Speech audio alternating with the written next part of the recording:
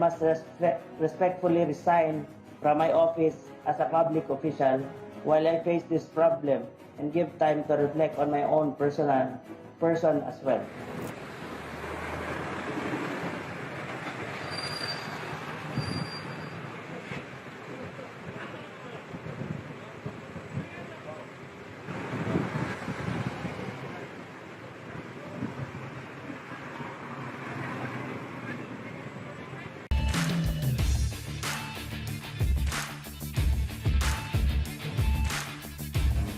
Mangayaw gid ko ninyo og dispensa sa nahitabo nga insidente.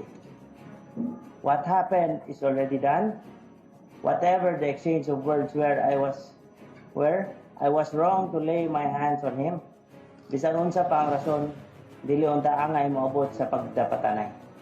For that, I offer my sincerest apologies.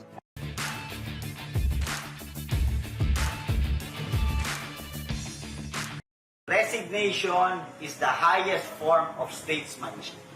Yun yung ginawa ng anak.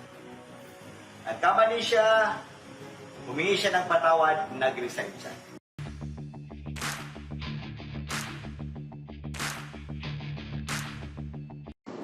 He's 25. Naibalo ko ano yung incidente. I think that's also an example of all other public officials na we're all accountable.